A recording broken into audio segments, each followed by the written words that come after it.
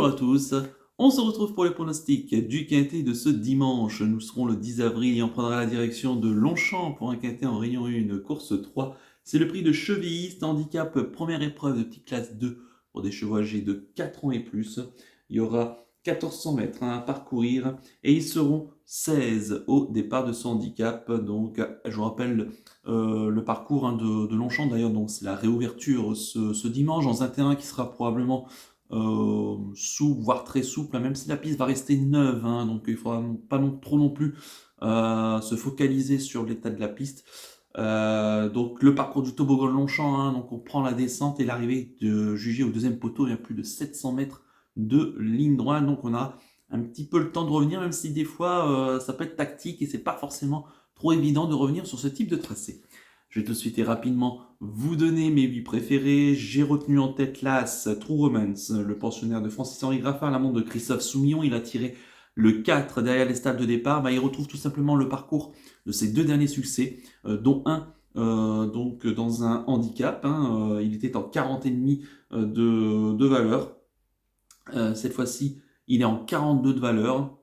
Il reste sur des parcours, en tout cas, cette année, deux courses, une quatrième place pour sa rentrée sur la PSF de Chantilly. Récemment, toujours sur la PSF dans un tiercé, donc il prenait la 5e place.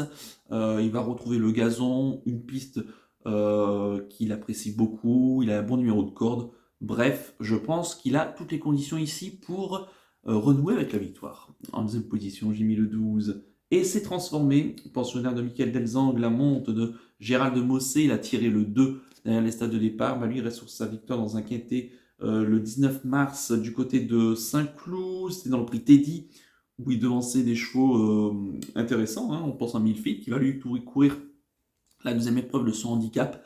Il l'a fait plutôt facilement, je trouve, la dernière fois. Il a été pénalisé de 3 kg sur l'échelle des valeurs. Il se retrouve en 37 de valeur. C'est une première du côté de Longchamp. Mais il a un bon numéro de corde, un entourage qui est plutôt en forme. Je pense que il peut, pourquoi pas, rééditer sa dernière victoire. En troisième position, j'ai mis le 13, King Robeux, pensionnaire de Mathieu Boutin à la montre d'Hugo Boutin. Il a tiré le 10 derrière les stalles de départ. C'est un cheval qui est tout simplement le tenant du titre de cette course. Il avait remporté l'an passé ce quintet. Il était en 40,5 de valeur. Quand on voit que désormais il évolue en 37 de valeur, on se dit quand même qu'il est de mieux en mieux placé sur l'échelle des valeurs. Il vient d'encore perdre 1 kg suite à ses récents échecs. Non, je pense que le vrai King Robeux, s'il se réveille ici, attention, il retrouve la piste aussi où il a beaucoup fait l'arrivée. Une piste souple, très souple qu'il devrait apprécier. Bref, je pense qu'un réveil de sa part n'est pas du tout impossible.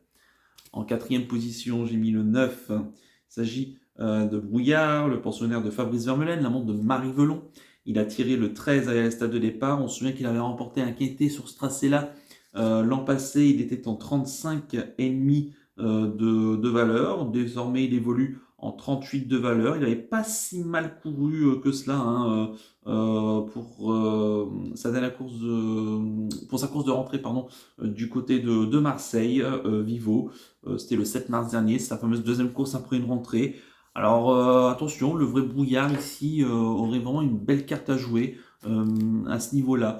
J'en ferai pas un interdit en tout cas, au moins en tout cas pour les belles places, attention à lui. En cinquième position, j'ai mis le 8, Ray Steve, pensionnaire de Elias Michalides, la monte de Sylvain Ruiz. Il a tiré le 8 derrière les stades de départ. Ray Steve qui avait été chuchoté à la fois dans un quintet à Chantilly le 31 mars. Il n'avait pas pu mieux faire que 9e. Attention, il retrouve une piste de Longchamp où il a déjà bien fait. Il s'est placé l'année dernière sur ce tracé-là en 37 de valeur. Désormais, il évolue en 39. L'an passé, on pouvait lui noter une 3e place sur ce parcours derrière les bons Shelding et Toric. Donc c'est plutôt bien. Là encore, un numéro de corde plutôt enviable me dit que les belles places sont tout à fait à sa portée. En 6e position, j'ai mis le 3, King Comte, pensionnaire de Yann Barbero, la monte de Grégory Benoît. Elle a tiré le 9 derrière les stades de départ. Elle va débuter dans les handicaps. Elle est prise en 41,5 de valeur.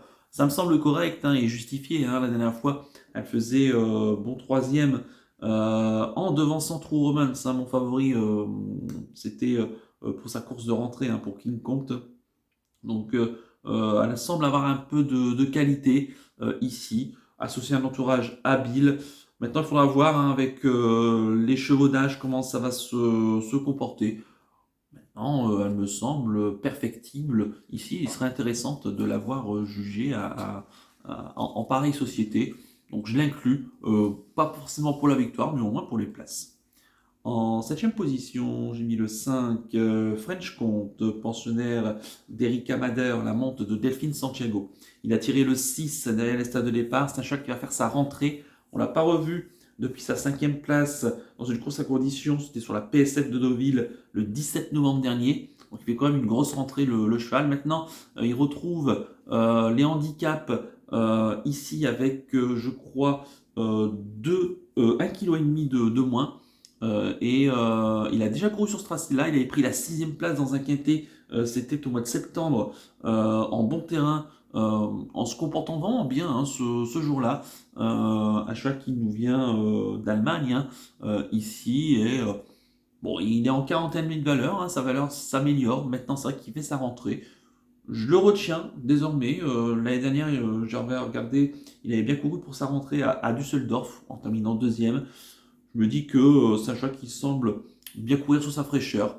Pas forcément pareil pour la victoire, mais au moins pour une place. Et enfin, en 8e position, j'ai mis le 4, Ludo, pensionnaire d'Henri Alex Pantal, l'amant de Michael Barzalona. Il a tiré le 5 derrière le stade de départ. C'est un 4 ans qui va retrouver lui aussi les handicaps. Sa dernière sortie à ce niveau-là, c'était sur ce parcours-là au mois de septembre, au début du mois de septembre. Il a pris la 6e place tout en ayant d'ailleurs ce jour-là pas forcément eu ses aises pour finir.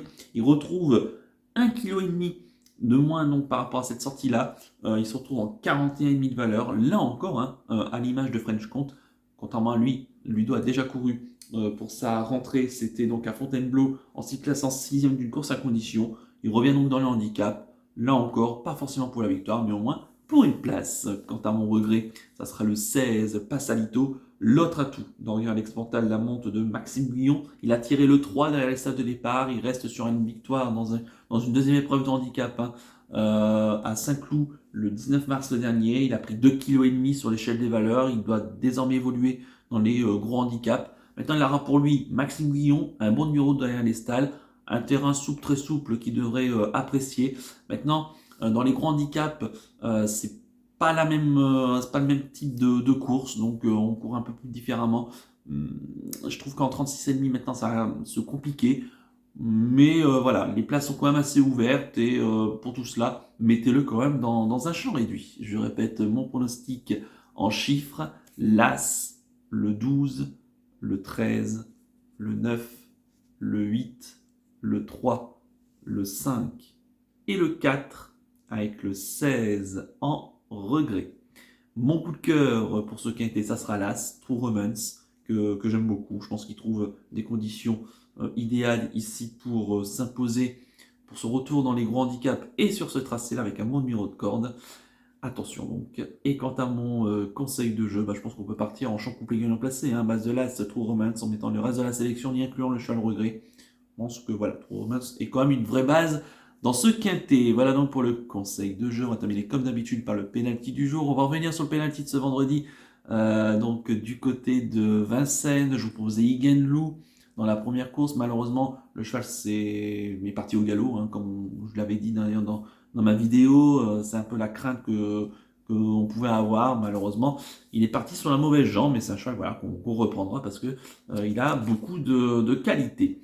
En espérant que ce samedi, Yoshentoll, dans la course du quintet, nous relance une série. On est à peu près dans la moyenne pour l'instant, donc pas d'inquiétude. Et pour ce dimanche 10 avril, écoutez, je pars à Toulouse en Réunion 5. Ça sera dans la deuxième. Ça sera le Grand Prix du jour. Le Grand Prix de la Ville Rose. C'est une course européenne de niveau B. Il y aura 2325 mètres à parcourir. Ils seront 14 au départ. Et dans cette course, il y a un chat que j'aime beaucoup, c'est le 213, Chris Wisporsgen, pensionnaire de Frédéric Closier, qui en est son entraîneur driver. Il sera déféré des 4 pieds. La dernière fois dans le GNT de Salon de Provence, il venait dans le tournant final lorsqu'il s'est montré fautif. Alors c'est un peu son gros défaut, Chris Wisporsgen, c'est le tournant final. Voilà, c'est un cheval qui se perd parfois un peu dans ses allures quand son driver le lance. Maintenant, c'est un cheval qui a pas mal de qualité et qui revient sur une piste auquel il a rarement déçu. Il revient dans un lot beaucoup plus à sa portée en tout cas, et largement à sa portée. Et je serais déçu s'il ne lutte pas pour la victoire. À mon avis, ça sera tout ou rien. Donc le 213, Chris Wisporsgen en rayon 5, course 2 sur l'hippodrome de Toulouse. Voilà donc pour le penalty du jour. Il ne me reste plus qu'à vous remercier et qu'à vous souhaiter évidemment bonne chance pour les paris. Merci à tous pour votre fidélité. N'oubliez pas de liker et de vous abonner à la chaîne si ce n'est pas déjà fait par avance. Et je vous en remercie et je vous donne rendez-vous très vite pour une prochaine vidéo pronostic. Je vous souhaite un excellent week-end et surtout, prenez bien soin de vous. Ciao à tous.